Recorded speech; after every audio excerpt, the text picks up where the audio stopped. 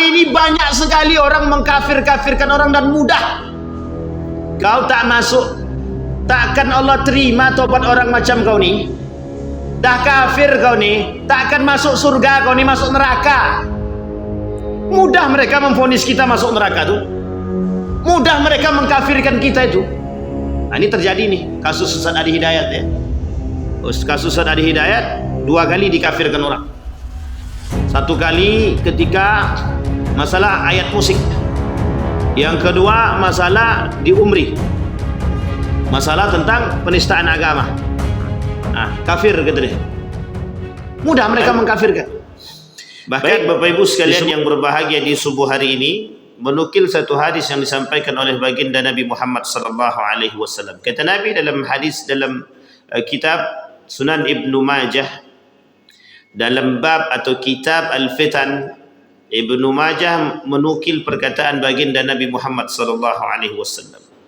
Haddatsana Hisham bin Ammar wa Muhammad bin Sabah qala haddatsana Abdul Aziz bin Abi Hazim qala haddatsani Abi an Umarah ibn Hazm an Abdullah bin Amr anna Rasulullah sallallahu alaihi wasallam qala, kata Nabi, qala, Nabi berkata, kaifa bikum wa bi zamani yushiku an ya'tiya yugharbalu an-nasu fihi gharbalah wa tabqa huthalatun minan nasi qad marijat uhuduhum wa amanatuhum fakhtalafu wa kanu hakadha wa shabbaka baina asabi'ihi.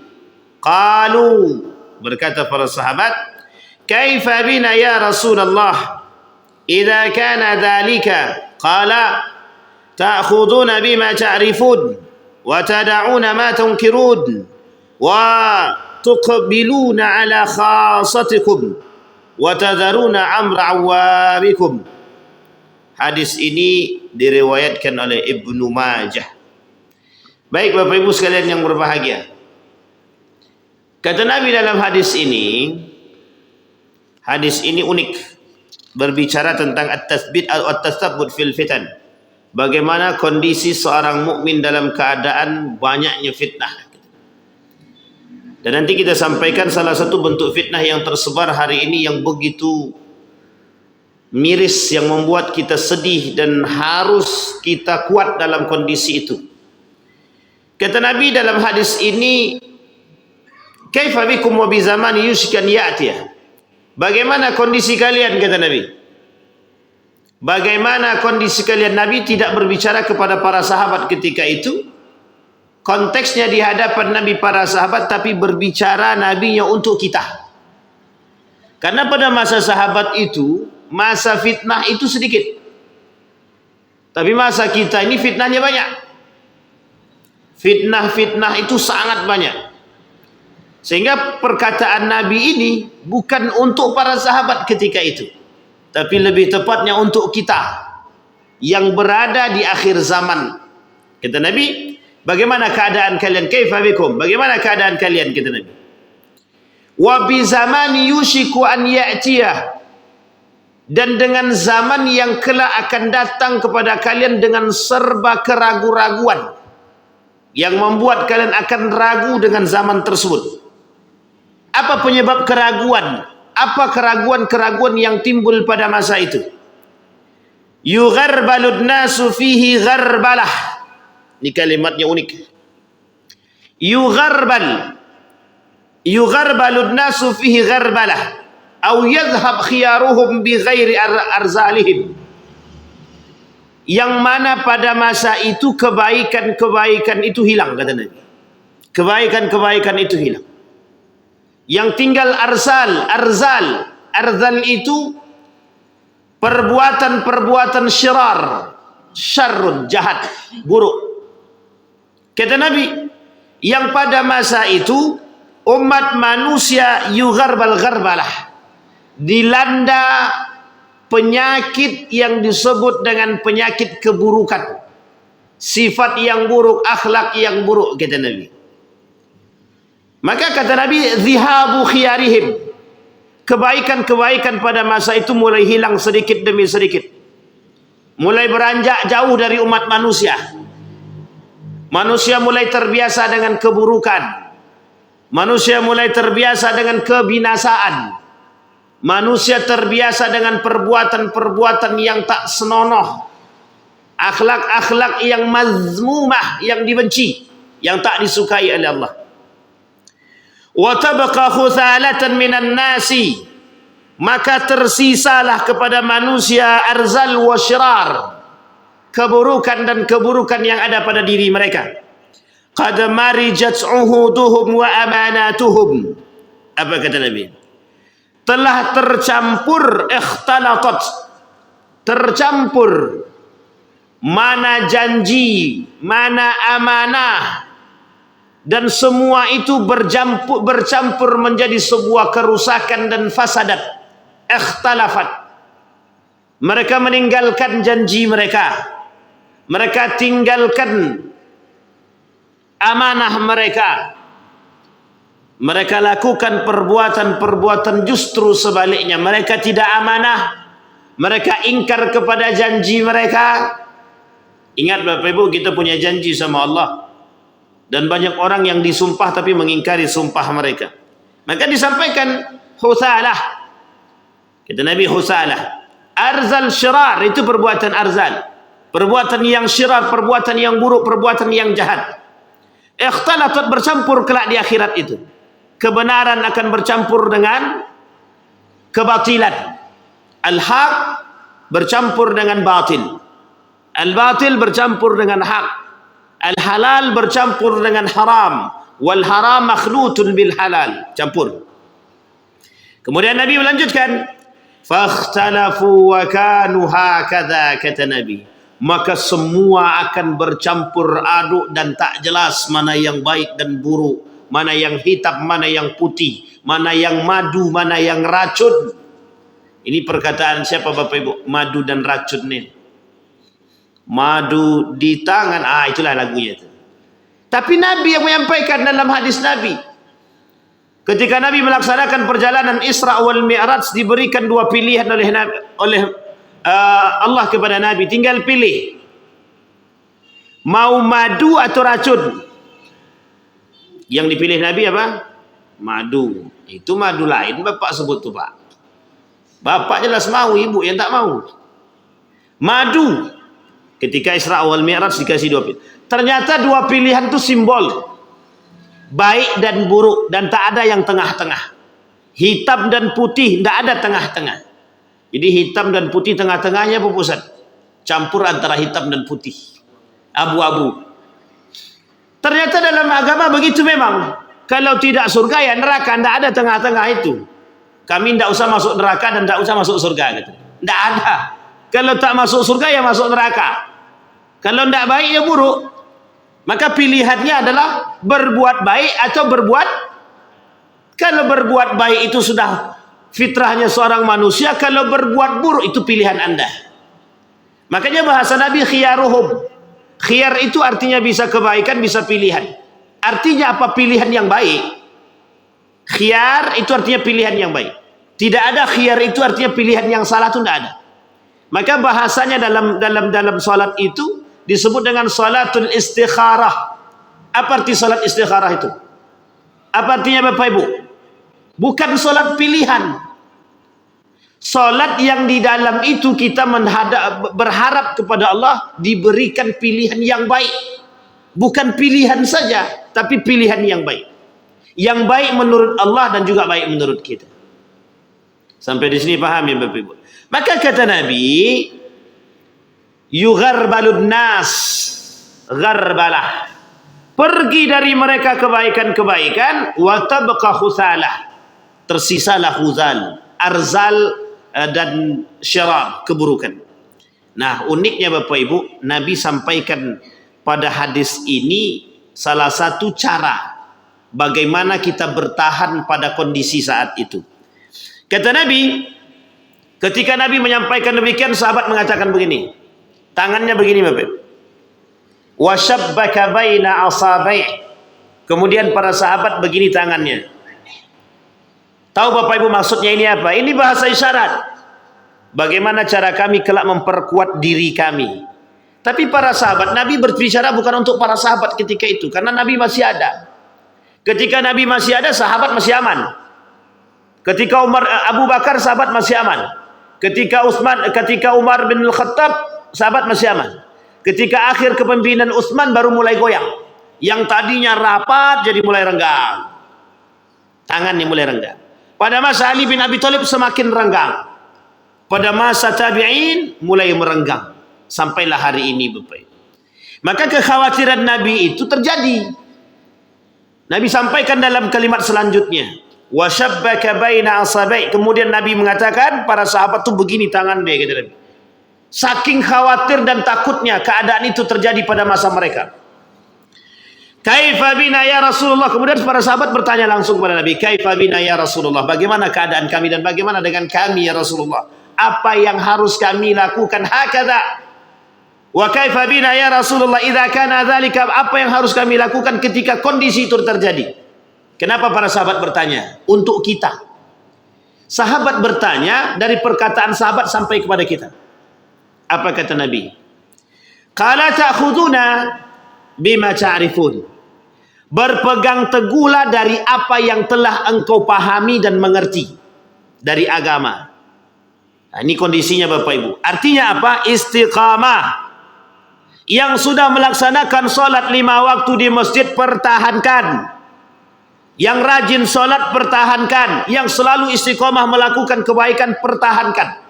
Kata Nabi, wa ta'khuduna bima ta'rifun. Berpegang teguh dari apa yang kalian pahami dan ketahui. Pegang kuat-kuat, pegang erat-erat kata Nabi. Jangan sampai lepas. Wa tad'una mutunkirun. Apa yang dikatakan, apa yang diperintahkan oleh Allah untuk dijauhi, jauhi, tinggalkan. Wa tad'una ma tunkirun. Apa yang sifatnya kemungkaran, tinggalkan. Jauhi kata Nabi. Jangan pernah mendekat dan jangan pernah ikut-ikutan. Wa tuqbiluna ala khassatikum. Nah, ini yang paling penting. Jaga keluargamu kata Nabi.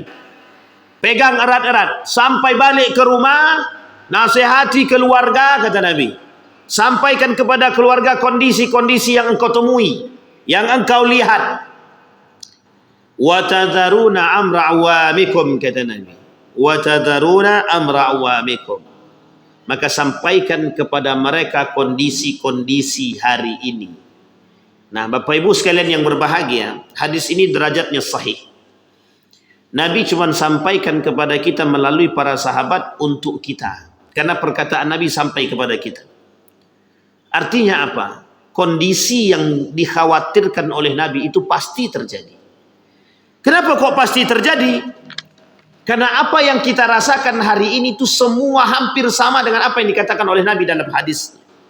Dari 30 yang pernah kita bahas dari karangan Syekh Hasim Al-Ash'ari dalam kitab Risalah Ahlus Sunnah wal Jamaah, kecil buku dia tapi tajam pembahasan dia dari 1926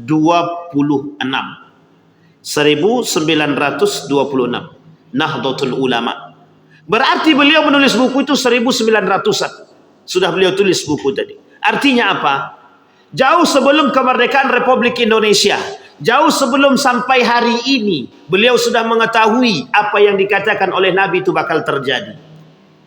Dan Nabi memperingatkan kita dengan nasihat-nasihat terbaik. Baik Bapak Ibu sekalian yang berbahagia. Apa kekhawatiran Nabi yang paling besar yang akan terjadi dan kelak di hari kiamat, bakal di akhir zaman bakal kita temui? Disampaikan Bapak Ibu. Pernyataan itu terjadi pada kondisi-kondisi takfir. Nah, ini yang ingin kita bahas Bapak Ibu. Apa maksudnya? Kelak di akhir zaman itu Bapak Ibu sekalian yang berbahagia, banyak sekali perbuatan-perbuatan yang tanpa kita sadari mengantarkan kita kepada perbuatan-perbuatan kufur. Kita tak kafir, tapi kita kufur. Kita tak kafir memang, tapi kita kufur. Bukan kita, mereka. Apa maksudnya? Kelak di hari kiamat, di akhir zaman, itu akan banyak orang-orang yang melakukan perbuatan-perbuatan yang kufur, sama dengan orang-orang kafir. Dia tak kafir tapi melakukan perbuatan yang kufur, sama seperti orang kafir.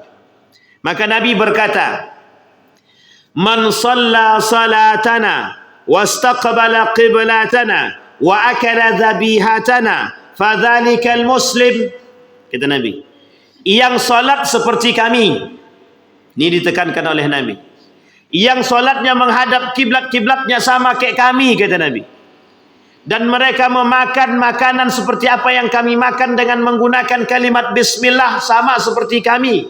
Kata Nabi, "Dzalikal muslim." Itu orang muslim. Sekarang kita penggal sedikit-sedikit. Ibu-ibu yang sering belanja ke pasar, pernah tidak ibu-ibu minta kepada orang-orang yang di pasar itu ketika memotong ikan, ketika memotong ayam dengan bismillah? Minta enggak ibu-ibu sama mereka? "Bang, tolong bismillah. Sebelum motong ayam tu tolong bismillah." Sudah belum? Belum, kata bapak. Coba, ini kondisi real di pasar. Ini saya kasih tahu Bapak Ibu. Pernah kami ke pasar, "Bang, tolong bismillah sebelum motong ayam tu ya." Kalau banyak permintaan cari tempat lain aja bang. Tidak ada urusan kami hal-hal begitu tuh. Capek kami, banyak kali permintaannya. Saya bilang, kami cuma minta yang baik untuk kami karena kami mau makan. Coba bayangkan. Apa kata mereka? Jawabannya sederhana. Ini kondisi hari ini real. Ketika kita mengatakan kebaikan, mereka menolak kebaikan tadi. Wa yaruddud wa yarfudun al-khaira. Mereka menolak kebaikan-kebaikan yang kita minta. Itu nanti ada kaitannya dengan apa yang kita sampaikan. Masuknya dalam kategori apa? Takfir apakah dia? Kafir secara lisankah dia, secara perbuatankah dia, atau secara sifatkah dia, atau secara keyakinan dia, atau secara kemunafikan dia. Dia ada kafir munafik nanti namanya. Kata Nabi, itu muslim. Orang yang sholat seperti kami, muslim. Orang yang mengarah kiblat seperti kami, muslim. Yahudi, kiblatnya dulu sama dengan Nabi, sama dengan kita, kiblatnya dulu sama dengan kita, Masjidil Aqsa. Ketika turun perintah fawalli wajhaka syatral Masjidil Haram, Allah turunkan perintah kepada baginda Nabi Muhammad SAW dalam solatnya, hadapkan wajahmu kepada Masjidil Haram. Berubah dari Masjidil Aqsa masuk ke Masjidil Haram. Apa jawaban kaum Yahudi? Muhammad ini sudah gila. Mereka berpaling. Wa yasudduna an sabilillah. Mereka berpaling dari jalannya Allah. Wa yasudduna an dinillah. Mereka berpaling dari agamanya Allah. Apa yang terjadi? Liyusabbita bihi fuadahum. Allah cuma pengen tahu mana hati iman-iman orang yang masih bertahan. Dibalikkan semua Allah kiblat tadi. Dari Masjidil Aqsa berubah Masjidil Haram. Orang Yahudi tak mau beriman. Murtad mereka. Kenapa mereka murtad? Muhammad gila gitu. Kenapa mereka mau masuk Islam ketika itu? Karena kiblatnya sama. Masjidil Aqsa, kiblat mereka sama. Kiblat harapannya sama, Israeli. Karena dulu tempatnya Bani Israel, kata mereka. Dulu Nabi Ya'qub alaihi salam, Ibrahim, kiblatnya Masjidil Aqsa. Coba dibayangkan. Sehingga mereka murtad kemudian. Kaum Yahudi Israel tadi murtad. Tak senang dengan Nabi, keluar mereka dari Islam. Karena Nabi berpaling. Maka muncul namanya Masjid Qiblatain. Ada dua masjid dari situ. Ketika sedang menghadap ke Masjidil Aqsa, turun perintah dari Allah untuk menghadap Masjidil Haram. Artinya apa?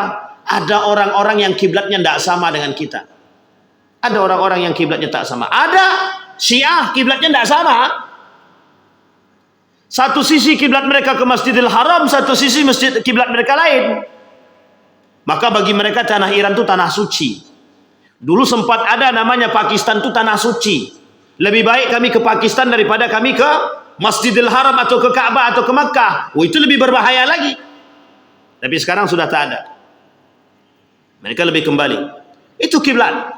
Ternyata banyak yang berpaling dari kiblatnya Ka'bah tadi banyak. Yang berpaling dari kiblatnya agama itu banyak. Yang berpaling dari kiblatnya Islam itu banyak. Contohnya kafir. Orang-orang kafir itu disebut dengan yang sedang berpaling dari kebaikan. Makanya bahasanya kafir. Bapak Ibu tahu kafir itu, cover buku tahu cover. Cover ini dari bahasa Arab. Kafaro. Kafaro itu artinya apa? Menutupi. Artinya apa? Kalau kafir itu orang-orang yang sedang menutupi diri dia dari kebaikan. Yang tak mau menerima kebaikan, di dalam Islam bahasanya lembut, kafir namanya. Tahu bahasa kafir? Artinya hai orang-orang yang sedang menutupi kebaikan. Hai orang-orang yang sedang menutupi dirimu dari kebenaran. Namanya kafir. Itu orang-orang yang menolak kebenaran. Makanya bahasa cover buku, bahasanya cover. Cover itu diambil dari bahasa Arab. Kafara. Kafir. Sampai sini paham ya Bapak Ibu ya? Nah kata Nabi, orang kafir berpaling. Orang musyrik berpaling. Kafir itu terbagi dua. Muslim terbagi dua. Kafir juga terbagi dua. Muslim itu ada yang musyrik, ada yang munafik. Kafir juga begitu. Ada yang kafir beneran, ada yang musyrik. Sama. Baik, kembali pada poin tadi. Kembali kepada poin. Maka kata Nabi, orang-orang seperti tersebut, wa yasudduna an dinillah. Mereka berpaling. Kiblat mereka kalau sama dengan kami Muslim. Kalau tak sama dengan kami, yang satu-satunya hari ini berkiblat ke Masjidil Aqsa, yang berkiblat kepada Palestina, Yerusalem, yang berkiblat ke sana orang-orang atas nama Israel, Yahudi. Itu kiblatnya ke sana. Maka kalau kita kiblatnya ke sana, senang mereka. Tapi karena kiblat kita sudah pindah ke Masjidil Haram, tapi kita tetap menjaga kiblat kita yang pertama. Karena kiblat kita pertama adalah pondasi asas daripada agama kita. Maka Bapak Ibu, di dalam hadis yang lain Nabi bilang, la tashuddur rihal illa thalatha. Illa ala thalatha. Kita ni Bapak Ibu tidak disunnahkan pergi berjalan kemanapun kecuali tiga tempat. Satu, Masjidil Aqsa, Masjidil Haram, Masjid Nabawi. Jadi kalau pergi ke Amerika dulu baru ke Mekah gimana Pak Ustaz? Kurang dapat sunnahnya itu. Karena yang dianjurkan oleh Nabi, la tashuddur rihal. Jangan ada di antara kalian yang berangkat dulu pergi ke tempat yang lain, kata Nabi, kecuali tiga perkara. Kata. Masjidil Aqsa di Yerusalem, Palestina. Masjidil Haram, Makkatul Mukarramah. Masjidil Nabawi, Madinatul Munawwarah. Bayangkan Bapak. Nah yang kemudian yang ketiga kata Nabi, wa akala dhabihatana, yang memakan makanan kami. Nah ini penting ditekani Bapak Ibu. Makanan yang dimakan itu sesuai dengan apa yang dimakan oleh baginda Nabi Muhammad SAW. Oh zaman dulu makannya gandum, sekarang tak ada gandum. Bukan itu maksudnya. Nabi makan dengan bismillah, menyembelih dengan bismillah, kalimatnya zabihatana. Kenapa kalimat itu diambil dari kalimat zabihatana? Karena kondisinya makanan itu yang sesuai dengan apa yang dilakukan oleh baginda Nabi Muhammad SAW.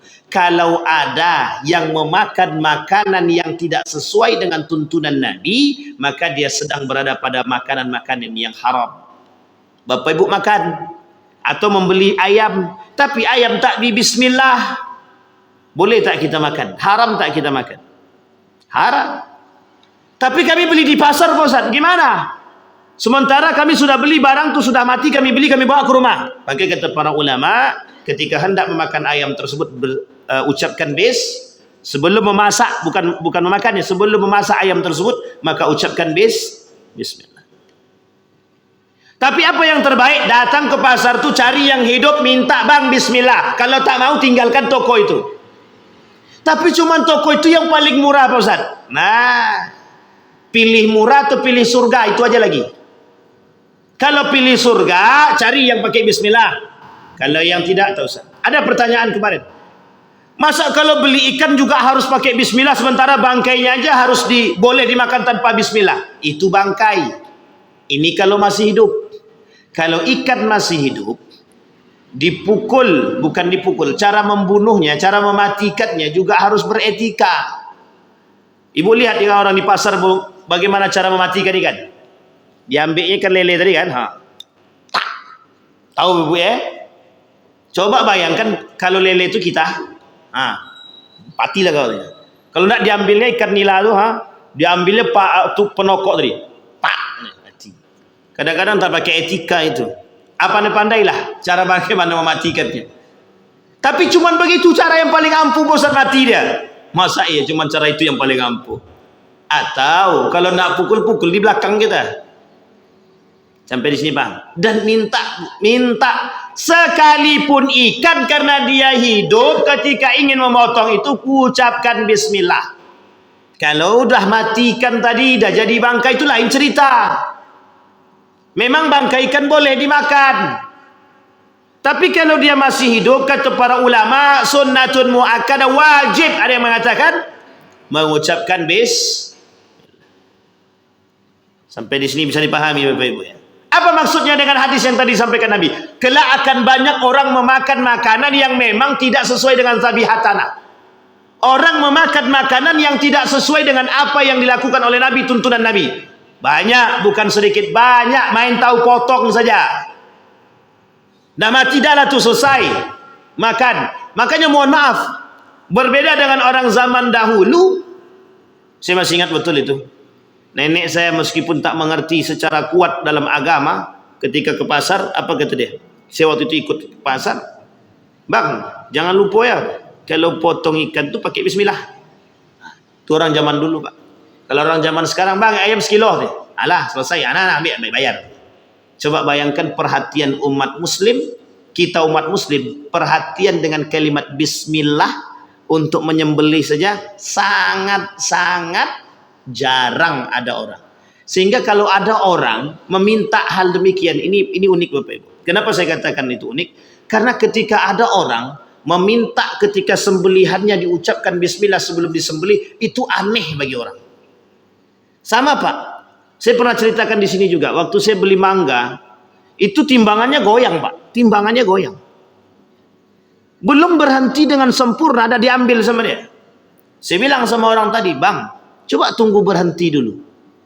Biar tidak salah, biar abang tak dosa, saya bilang. Apa jawaban abang tadi? Bang, kalau banyak urusan bang, kalau abang banyak kali permintaannya, saya tempat lain aja lah, kata dia. Apa kata ibu di samping ni? Bukan dia dukung awak, tapi dia dukung yang lain. Pak, cari tempat lain aja Pak, banyak yang mau beli lagi, banyak yang mau belanja, kata dia. Bukan bapak aja yang kami urus. Dalam hati saya sabar. Itu ibu-ibu pakai kerudung pula lagi. Coba bayangkan. Artinya apa? Kita sudah terbiasa tanpa bismillah, kita sudah terbiasa dengan kecurangan dalam transaksi jual beli. Kata Nabi begitu.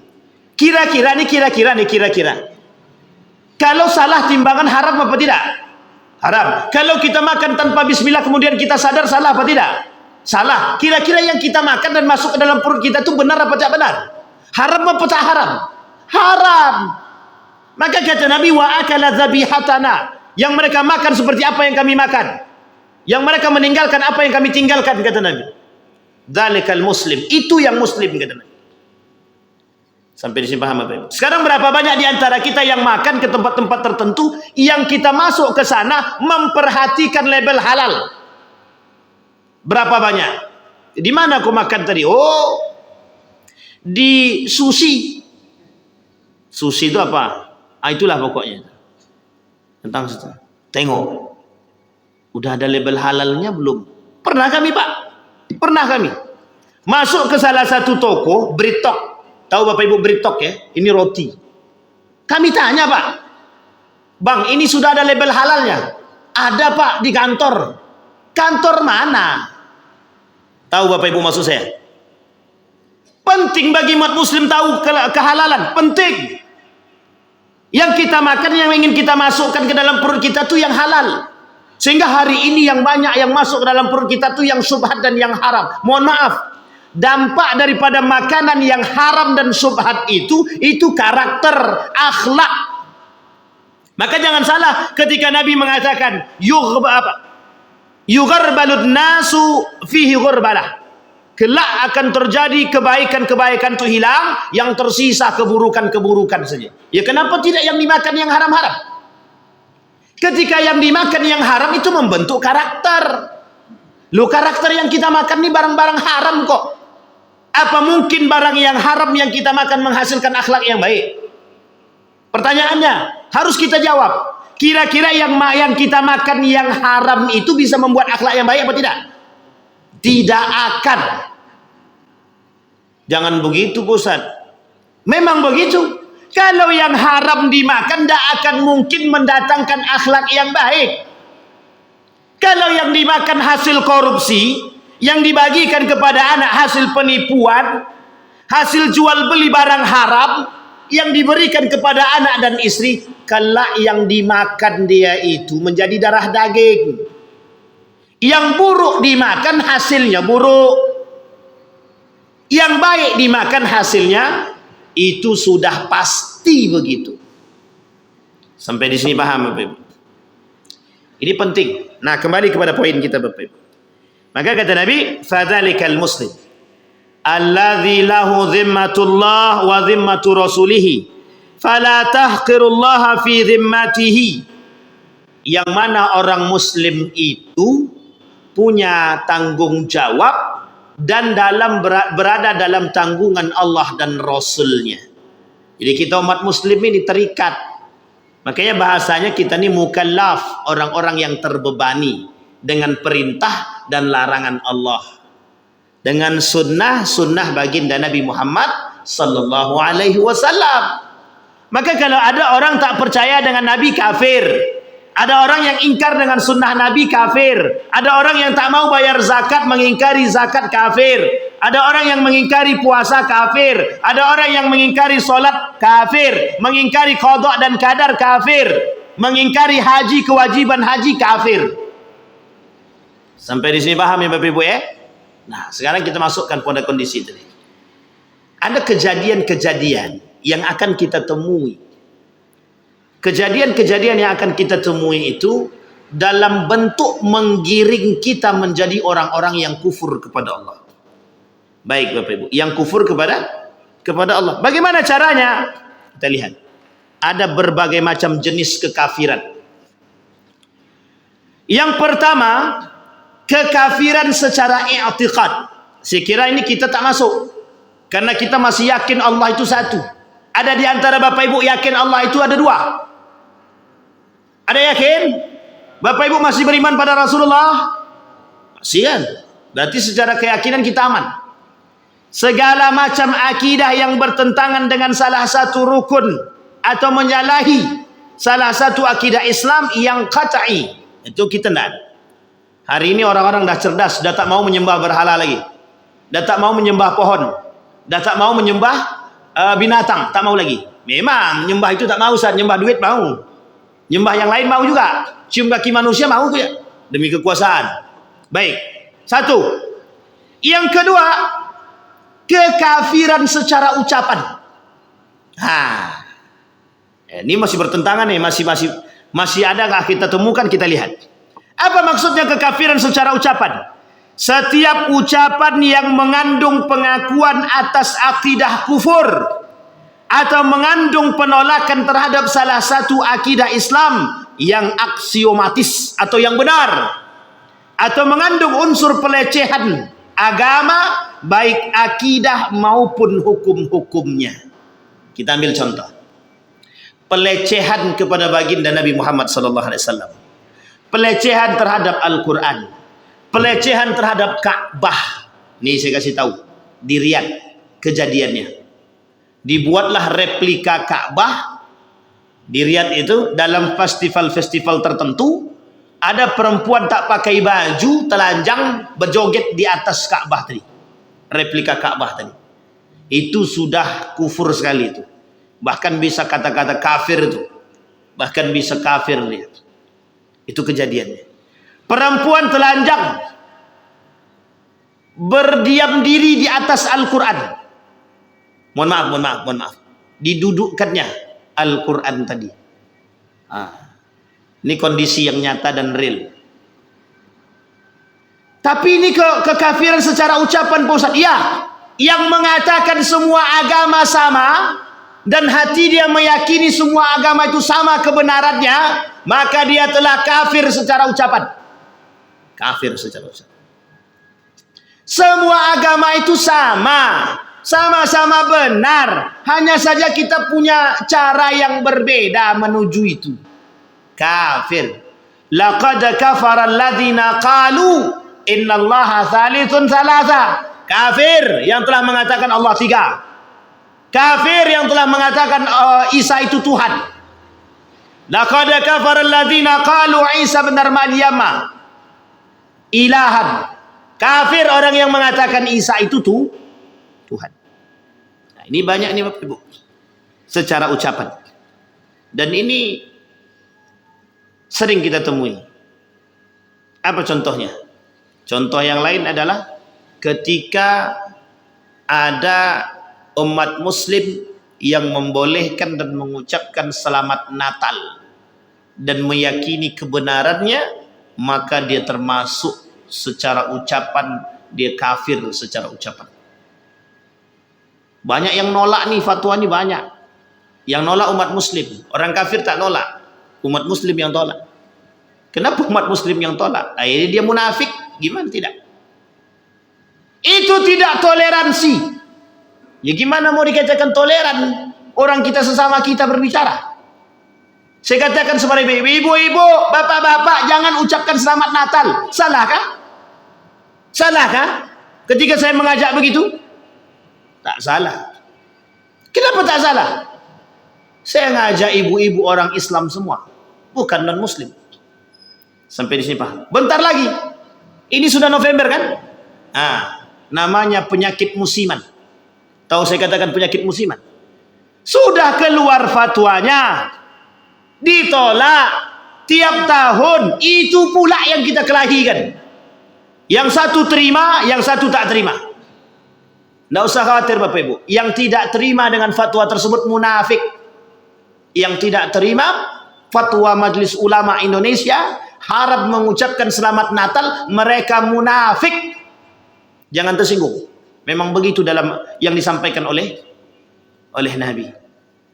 Baik, yang ketiga, ada perbuatan kafir atau kafir dia secara perbuatan. Setiap perbuatan yang dipastikan mengandung indikator nyata akidah yang kufur, seperti menyobek Al-Quran.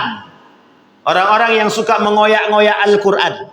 Tapi kalau Al-Quran ini dah tak terpakai Pak Ustaz. Ada sebagian ulama mengatakan boleh dirobek atau dikuburkan. Biar tidak ada yang salah dalam memahami. Ketika ada yang mendapatkan lembaran tersebut, ternyata lembaran tersebut tak sempurna. Justru dia salah paham dan justru menyesatkan. Ada yang mengatakan boleh dirobek tapi kemudian dibakar, atau boleh kemudian dikubur. Tapi kalau itu terang-terangan mesti dikecam orang. Makanya sembunyi-sembunyilah. Kenapa kita katakan demikian? Atau dimasukkan di gudang, dikunci baik-baik. Kenapa begitu? Karena ada pertanyaan. Bolehkah kami membakar Al-Quran? Kalau di depan umum kita katakan boleh. Ustaz tuh katanya. Maksudnya Al-Quran yang sudah tidak layak pakai dan sudah terjadi robek-robekan yang memang, mohon maaf, dikhawatirkan jika ada yang menemukan dan mereka salah memahami kondisi ayat tersebut. Karena ada ayat-ayat itu kalau terputus tak bisa nyambung Pak. Sulit dan itu berbahaya. Baik. Kemudian penghinaan terhadap Al-Quran. Dikatakan Al-Quran itu buatan Muhammad. Al-Quran itu tak sesuai dengan zaman. Nilai-nilai Al-Quran tak boleh lagi dipakai. Itu sama Pak, penghinaan terhadap Allah dan Al-Quran. Hari ini banyak yang begitu banyak. Maka secara perbuatan mereka bisa kufur. Dibuang ke tempat sampah atau comberan.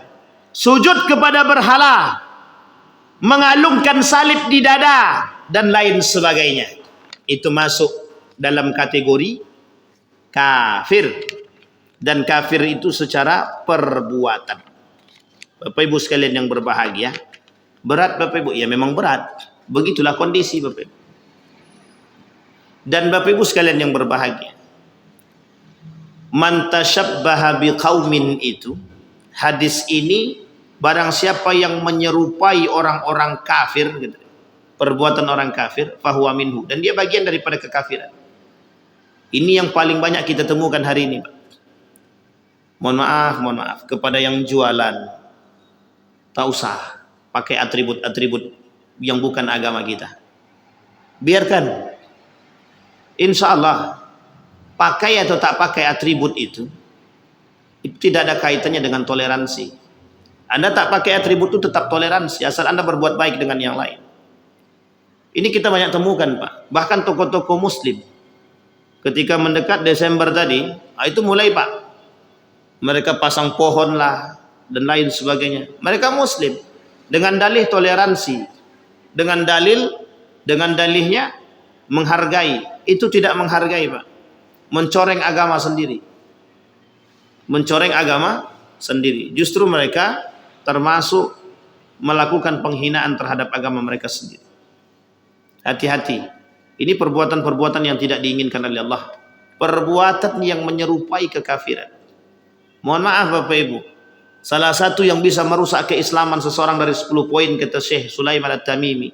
Salah satu di antara 10 tersebut yang merusak keislaman seseorang adalah mereka yang menyerupai orang kafir dalam perbuatan. Uniknya Bapak Ibu, hati-hati. Salah satu bentuk kekufuran tersebut, perbuatan-perbuatan yang menyerupai tadi adalah seperti yang tadi kita buat, mengikut-ikut perbuatan-perbuatan orang kafir. Dia pakai, dibuatnya pula, nanti jualan dibuatnya begini. Tahu Bapak Ibu dia muslim, tapi dalam tokonya ada begini. Maksudnya apa nih? Kita tanya, itu keberuntungan, Pak. Itu bukan keberuntungan, itu kesyirikan yang nyata. Kesyirikan yang nyata. Sering Bapak Ibu temukan. Kalau sering Bapak Ibu temukan, tanyakan. Kalau kenal baik dengan mereka, tegur. Jangan sampai Allah mendatangkan murkanya.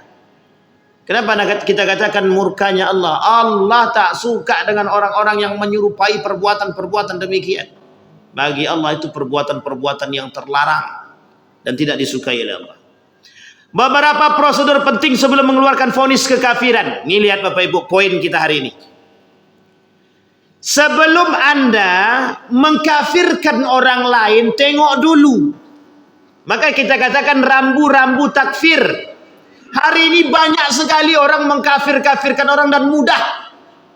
Kau tak masuk, takkan Allah terima tobat orang macam kau ni. Dah kafir kau ni, takkan masuk surga kau ni, masuk neraka. Mudah mereka memvonis kita masuk neraka tu. Mudah mereka mengkafirkan kita itu. Nah, ini terjadi nih kasus Ustaz Adi Hidayat ya. Kasus Ustaz Adi Hidayat 2 kali dikafirkan orang. 1 kali ketika masalah ayat musik. Yang kedua masalah di Umri. Masalah tentang penistaan agama. Kafir kata dia. Mudah mereka mengkafirkan. Bahkan disebutkan kata Allah dalam Al-Quran, ya ayyuhalladzina amanu idza darabtum fi sabilillah fatabayyanu. Wahai orang-orang beriman, jika kamu pergi ke jalan Allah, maka hendaklah tabayyun, dan jangan kamu ucapkan kepada orang yang sampai salam kepada mereka, keislaman kepada mereka, kepadamu bahwa engkau tidak beriman. Jangan sampaikan kau dah kafir, tak boleh. Ini maksudnya apa? Dilarang keras oleh Allah kita mengkafirkan orang, sekalipun jelas kekafiran mereka, kita tak boleh katakan mereka kafir secara terang-terangan. Maksudnya gini, ada orang-orang muslim nih, dia nyembah berhala, nyembah patung, nyembah pohon, dan yang lain yang dia sembah gitu. Kita tak boleh katakan kau ni orang macam kau ni dah kafir nih, itu tak boleh. Karena mereka masih sampai Islam kepada mereka. Cuma yang harus kita lakukan adalah yang pertama menghindari perbuatan mereka, yang kedua menasehati dan mengatakan kepada mereka apa yang mereka perbuat itu tidak baik dan tidak benar. Sampai di sini. Tapi kalau sudah nyata kekafiran mereka, kami bersaksi bahwa keluar daripada Islam. Berarti kan jelas. Keluar dia daripada Islam itu jelas. Maka boleh. Karena memang dia kafir. Orang yang sudah keluar terang-terangan dari Islam kafir. Tapi kalau dia masih menyembah, solat jalan tapi nyembah patung ya juga gitu misalnya. Sama kayak tadi. Solat jalan tapi gini juga. Tahu gitu ya? Maksud saya. Apa namanya, Pak? Itulah pokoknya. Tetap baik. Larangan pengkafiran untuk berhati-hati. Kenapa dilarang kita mengkafirkan orang agar kita tak salah? Kasus Dahlan Iskan. Berapa banyak yang mengkafirkan Dahlan Iskan? Ramai sekali. Tapi tahukah kita kebenarannya? Kita tidak tahu kebenarannya betul-betul kafir atau tidak. Adakah pernyataan lisan dia yang mengatakan bahwa dia keluar daripada Islam? Tak ada. Artinya apa? Man kaffara fahuwa kafir. Orang-orang yang telah mengkafirkan orang lain secara nyata, pada hakikatnya mereka belum tahu kekafiran orang tersebut. Pada hakikatnya mereka telah melakukan kekafiran pada diri mereka sendiri. Hati-hati, Bapak Ibu. Berat apa tak berat? Berat, Pak. Sangat berat sekali. Maka Bapak Ibu sekalian yang berbahagia, sebelum kita tutup, itu yang kedua. Menghindari pengkafiran individual, personal, kecuali setelah tegaknya hujjah yang mu'tabar. Tidak boleh kita mengkafirkan seseorang kalau kita sudah jelas, kecuali sudah jelas mereka keluar daripada Islam dan mereka menyatakan keluar daripada Islam. Kemudian, vonis pengkafiran tidak boleh keluar kecuali dari ahli ilmi yang mengetahui syarat-syarat dan penghalang kekafiran. Boleh keluar kalimat takfir hanya dari lisan orang-orang berilmu saja, yang betul-betul mengerti persyaratan dan penghalangan kekafiran tersebut. Nah, ini terlalu mudah kita hari ini. Ada satu cerita, Abu Nawas itu pernah saya ceritakan sini belum? Jadi Abu Nawas itu, Bapak Ibu, hidup pada masa Khalifah Harun Ar-Rasyid. Satu ketika dia sering mendengar orang yang tak masuk surga. Kau pasti tak masuk surga. Kau ini nanti bakal masuk neraka nih, masuk neraka kata orang-orang. Satu ketika keluar gilanya Abu Nawas nih. Keluar gilanya, Pak. Keluar dari rumah, dibawanya lampu strongking, lampu pelita itu. Di siang hari dicarinya, Pak, di mana neraka tadi? Mana neraka? Dicarinya di bawah pohon neraka, dicarinya di samping rumah neraka. Sampai orang-orang bilang, gila tuh Abu Nawas tuh, katanya. Saking meresahkan masyarakat, dilaporkan Abu Nawas nih kepada Harun Ar-Rasyid. Dilaporkan, dipanggil lah. Apa yang telah kau perbuat Abu Nawas? Kata Harun Ar-Rasyid, kerjaan kau ini selalu buat onar dan buat ulah saja, katanya. Ini bahasa kita. Tenang dulu, kata Abu Nawas. Abu Nawas ini tipe orang yang santuy. Tenang, kata dia. Aku ni sedang mencari neraka, kata dia. Semakin yakin Harun Ar-Rasyid. Kata Harun Ar-Rasyid, kau ni gila nih, kata dia. Tuh, kok bisa orang-orang mengatakan saya gila, kata dia. Lah jelas neraka itu kok dicari. Neraka itu kan tidak ada di sini, kata dia. Kemudian dijawab balik sama Abu Nawas. Kalaulah neraka itu tidak ada di sini, kenapa orang mudah memvonis orang lain masuk neraka, kata dia. Emang kalian punya neraka? Kalian yang punya neraka itu siapa yang punya neraka, kata dia. Yang punya neraka itu Allah. Lah kok kalian yang mengakui? Kok kalian yang menghakimi orang? Terdiam, Pak. Terdiam. Termasuk Harun Ar-Rasyid. Ini dalam ceritanya kita pakaikan bahasa-bahasa kita. Apa kata Harun Ar-Rasyid? Diam. Tak berbicara. Menjelang 5 menit kemudian, barulah kemudian Harun Ar-Rasyid tertawa. Cerdas, kata dia. Kemudian disampaikan oleh Harun Ar-Rasyid bahwa surga dan neraka itu adalah milik Allah. Haknya Allah untuk memberikan kepada siapa yang dikehendaki. Dan Allah sudah janjikan, orang yang berperilaku buruk dijanjikan neraka, orang yang berperilaku baik dijanjikan surga. Orang yang beriman dijanjikan surga, orang yang kufur dijanjikan neraka. Disampaikan. Artinya apa, Bapak Ibu? Kondisi yang hari ini kita temui itu sebenarnya bukan kondisi yang baru-baru saja. Memang sudah dari dulu begitu keadaannya. Memang sudah pada masa dahulu keadaannya seperti itu. Pada masa tabi'in, tabi'at tabi'in lebih parah lagi. Dan ternyata hari ini jauh lebih parah daripada keadaan terdahulu. Mudahnya orang mengkafirkan orang lain. Maka Bapak Ibu sekalian yang berbahagia, ada memang perbuatan-perbuatan yang tadi kita sampaikan itu mendekatkan kita kepada kekafiran. Tetapi Kalau tidak zahir secara lisan dan dia tidak berkatakan bahwa dia keluar daripada Islam, maka kita tak boleh Bapak Ibu. Kita tak boleh mengatakan orang tersebut kafir. Ini kasus Bapak Ibu, kondisi. Maka terakhir Bapak Ibu, ada yang harus kita pahami dalam kondisi ini, dalam apa yang kita sampaikan pagi ini, bahwa kita hari ini sedang digiring untuk melakukan perbuatan-perbuatan yang kufur. Artinya apa? Dari segi perbuatan, dari segi ucapan, dari segi keyakinan, kita dituntut, diajak, dipaksa untuk bisa kufur. Apa contohnya? Kita dipaksakan menghalalkan yang haram dan mengharamkan yang halal.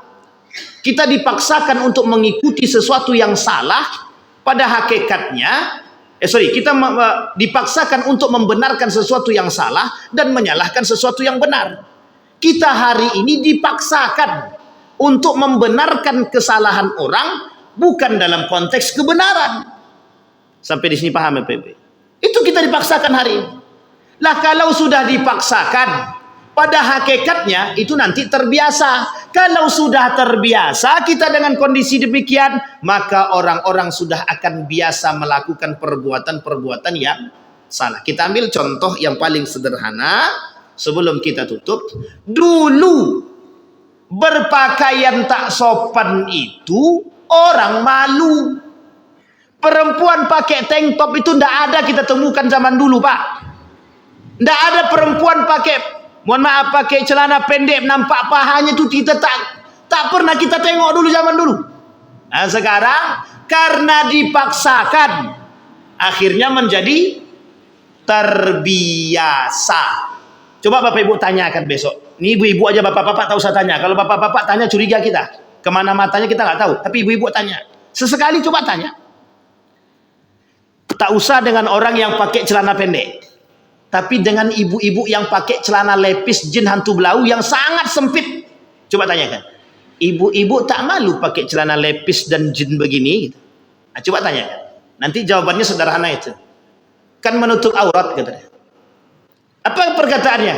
Kan menutup, apa kata Nabi? Orang yang berpakaian tapi telanjang. Artinya apa? Kita untuk digiring. Nah, setelah kita digiring tadi dengan perbuatan-perbuatan tadi, yang tadinya dulu kita anggap salah, sekarang kita anggap biasa. Kelak akhirnya yang tadi biasa, kita karena sudah terbiasa, kita tak lagi menyalahkan. Kalau sudah kita tidak menyalahkan perbuatan yang salah, berarti kira-kira kita secara perbuatan dan ucapan sudah kufur atau belum? Sudah. Kufur secara ucapan dan perbuatan. Bayangkan cara mereka menggiring kita. Dipaksanya kita dulu, setelah dipaksanya akhirnya kita terbiasa, setelah terbiasa orang lain hilang pikirannya tentang keharaman dan kehalalan, akhirnya membenarkan yang salah dan menyalahkan yang benar, mengharamkan yang halal dan akhirnya menghalalkan yang menghalalkan yang haram. Ada pertanyaan Bapak Ibu? Tidak ada, alhamdulillah. Ini dah mantap.